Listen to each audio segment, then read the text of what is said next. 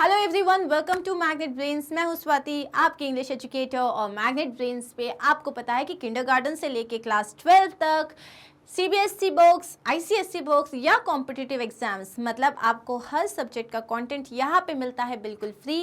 1 और 2 चैप्टर्स के बाद you do not have to go for any paid subscription. Yes, ये एक बहुत अच्छी न्यूज़ है।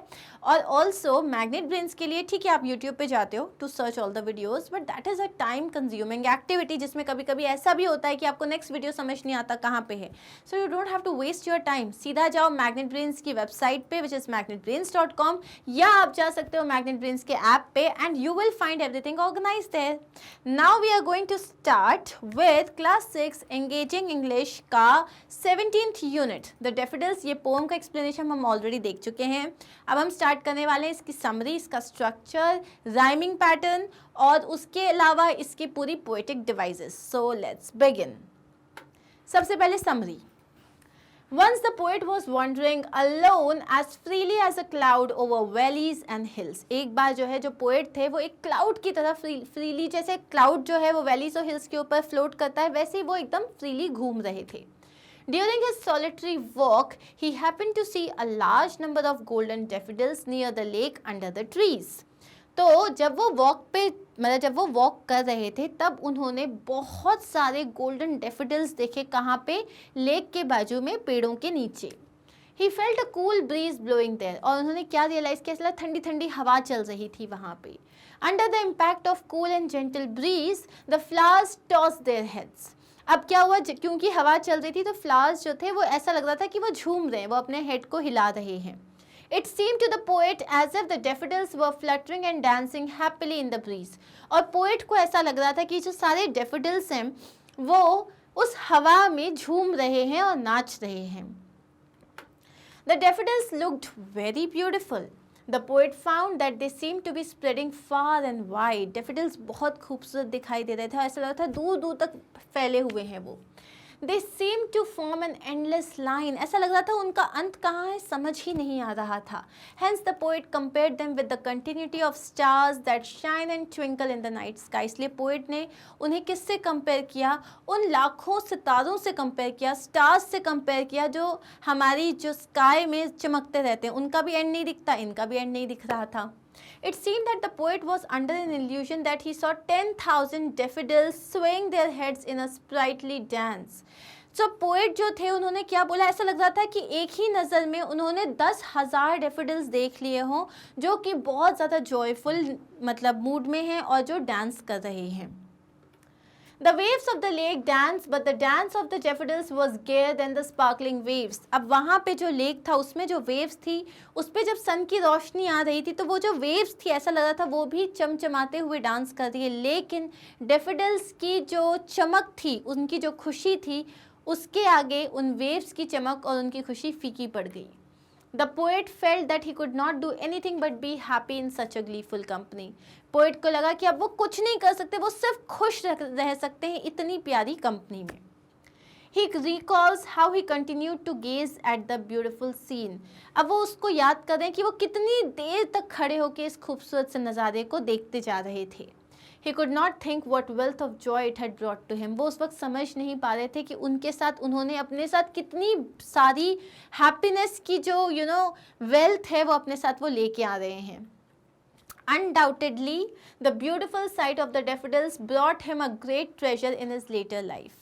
अनडाउटेडली बाद में भी, जब उनकी फ्यूचर लाइफ में भी ये जो खूबसूरत सा नज़ारा था ये उनके साथ हमेशा के लिए रह गया था, और उनकी आने वाली लाइफ में भी उसके साथ जो था वो बहुत बड़ा एक ट्रेजर की तरह उनके साथ था।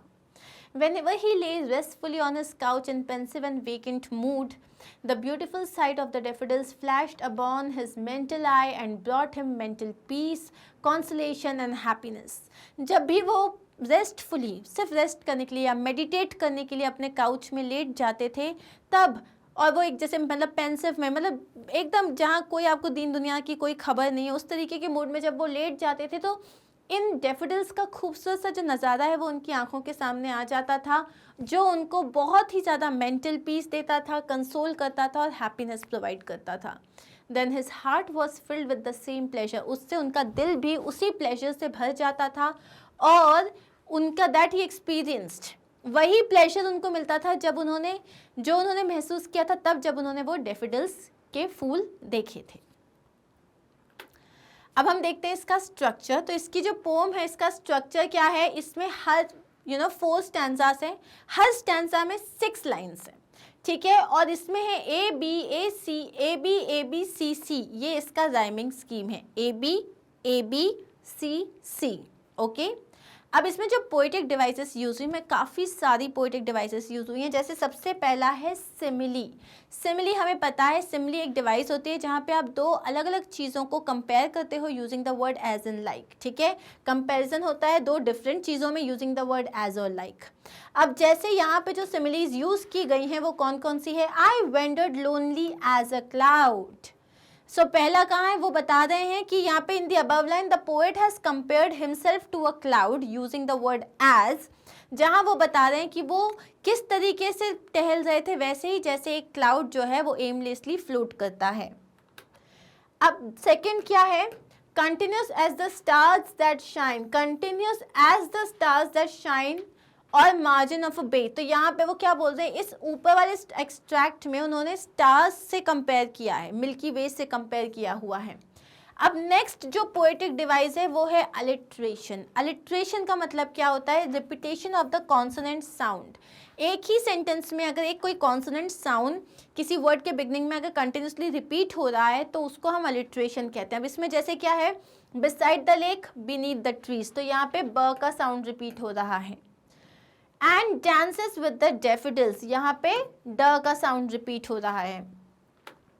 अब है the repetition of the sounds B and D, मतलब B and D in above lines are examples of alliteration. इसमें और भी एग्जाम्पल्स हैं, ये मैंने यहाँ पे सिर्फ कुछ एग्जाम्पल्स दिए हैं। अब नेक्स्ट है हाइपरबली। हाइपरबली का मतलब होता है जब आप कोई चीज़ बहुत बड़ा चढ़ा के बताते हो, एग्जैजरेट करके बताते हो। जैसे उसने यहाँ पे कहा, when all at once I saw a crowd 10,000 saw I at a glance, मतलब एक ही उसमें मैंने 10,000 को देख लिया। तो यहाँ पे क्या है, इन दोनों एग्जाम्पल्स में the poet has use crowd and 10,000 to mean कि उसने कितने सारे डैफोडिल्स देखे। ऑफकोर्स इतने तो काउंट भी नहीं किए होंगे कि उन्होंने बोला मैंने एक साथ 10,000 देख लिए, तो ये एक ऑब्वियस एग्जैजरेशन है। They stretched in never ending line. अब यहाँ पे जैसे बोल रहे हैं कि वो बस कभी खत्म नहीं होने वाली लाइन है, ये भी तो एक एग्जैजरेशन है, कहीं तो खत्म होती होगी। सो जो flowers were stretched in a vast area but that is surely not never ending.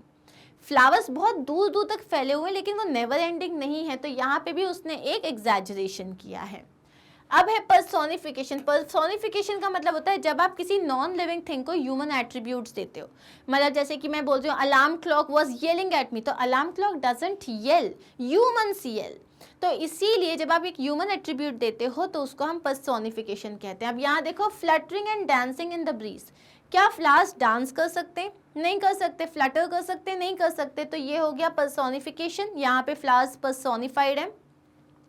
Tossing their heads in sprightly dance. Again, can they toss their heads? Can they dance? No.